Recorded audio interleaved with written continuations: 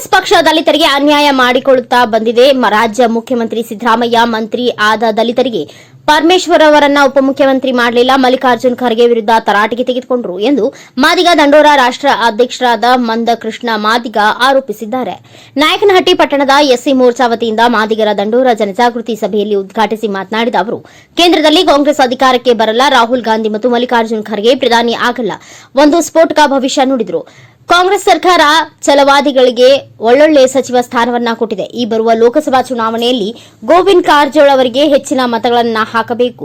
ಮಾದಿಗ ಸಮುದಾಯದ ಮುಖಂಡರಿಗೆ ಕಿವಿಮಾತು ಹೇಳಿದರು. ಕೇಂದ್ರ ಸರ್ಕಾರದಲ್ಲಿ ಒಳ ಮೀಸಲಾತಿ ಸಿಗಬೇಕೆಂದರೆ ನರೇಂದ್ರ ಮೋದಿ ಅವರಿಂದ ಮಾತ್ರ ಎಂದು ಹೇಳಿದರು.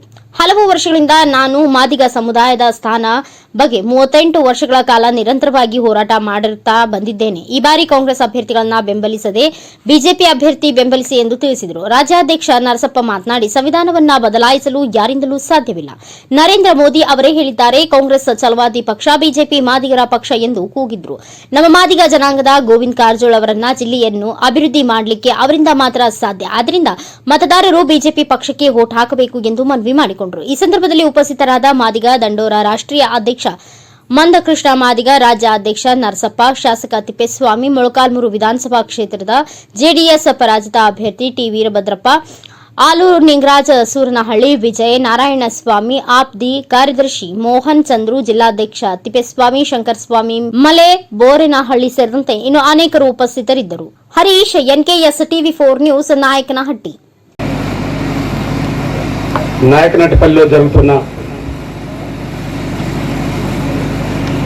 మాదిగల సమావేశానికి వేదిక మీద ఉన్న మన శ్రేయభిలాషి, మన వర్గం అంటే చాలా అభిమానించే, మనల్ని ప్రేమించి అభిమానించే సోదరులు తిప్పేస్వామన్న గారికి, పార్లమెంటుకు ఎన్నికలు జరగబోతున్న విషయం మనందరికీ తెలుసు. ఇక్కడ చిత్తూరుగా బీజేపీ అభ్యర్థిగా మన సోదరులు జాతి పట్ల ఎంతో అభిమానం చూపెట్టే, జాతికి మాదిగ జాతికి నిరంతరం సేవ చేసిన కర్ణాటక రాజ్య మాజీ ముఖ్యమంత్రి వర్యులు బీజేపీ అభ్యర్థిగా ఇక్కడ నిలబడ్డాడు. నాకు ఏ పార్టీకి సంబంధం లేదనే విషయం మీ అందరు తెలుసు. నా ఒంటి మీద 30 ఏళ్ళుగా నల్ల కండువనేదే తప్ప ఏ పార్టీ కండువ నా ఒంటి మీదకి రానియలే. జాతి కోసం నాకు ఎన్నో పదవులు, ఎంపీ టికెట్లు, రాజ్యసభలు, ఎమ్మెల్యేలు, ఎంపీలు, మంత్రులు చేస్తామన్న వాళ్ళు చాలా మంది ఉన్నారు. కానీ ఏ పార్టీ టికెట్ ఇచ్చినా నేను నిలబడలేదు. నా జాతిని, మాదిగ జాతిని గెలిపించడం కోసం పోరాటం చేస్తున్నా 30 ఏళ్ళుగా. మనందరూ తెలుసు, ఈ 30 ఏళ్ళుగా జరుగుతున్న పోరాటం ఒక కీలక దశకు చేరిన సమయంలో ఎన్నికలు వస్తున్నాయి. 30 ఏళ్ళుగా జరుగుతున్న పోరాటంలో ఒక కీలక దశకు చేర్చింది ఆ సమయంలో ఎన్నికలు వస్తున్నాయి. ఈ ఎన్నికల్లో చిత్రదుర్గలో మనం ఎవరికి ఓటేస్తే మనం గెలుస్తాం.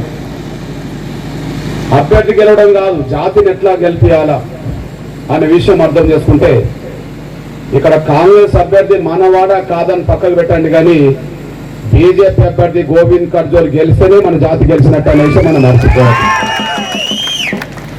ఎందుకు నేను ఈ మాట చెప్తున్నానో అర్థం చేసుకోండి. నాకు కాంగ్రెస్ కు సంబంధం లేదు, నాకు బీజేపీకి సంబంధం లేదు, నాకు ఏ పార్టీ సంబంధం లేదు.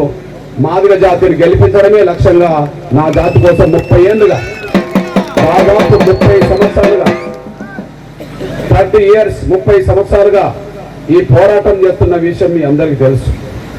ఇక మీ అన్నగా 1-2 విషయాలు ఇక్కడ చెప్పిపోతాను.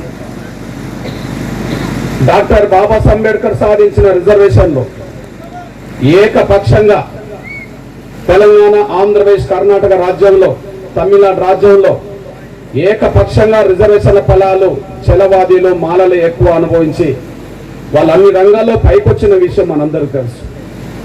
మన జాతికి దక్కాల్సిన చదువుకునే అవకాశాలు, మన జాతికి దక్కాల్సిన ఉద్యోగాలు, ఆర్థికంగా రాజకీయంగా వచ్చే అవకాశాలు మన జాతికి దక్కకుండా చేసి అందరికీ రావాల్సిన అవకాశాలు చలవాదులే కొల్లగొట్టిన విషయం మనందరికీ తెలుసు.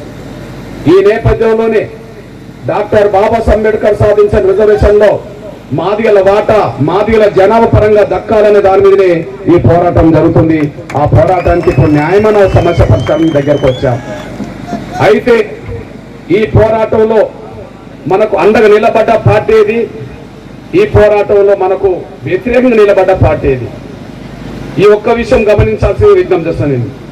ఈ పోరాటంలో మన జాతికి అండగా నిలబడ్డ పార్టీ ఏది, మన జాతికి వ్యతిరేకంగా నిలబడ్డ పార్టీ ఏది అన్నప్పుడు మన జాతికి వ్యతిరేకంగా నిలబడ్డ పార్టీ కాంగ్రెస్ పార్టీ, మల్లికార్జున ఖర్గే.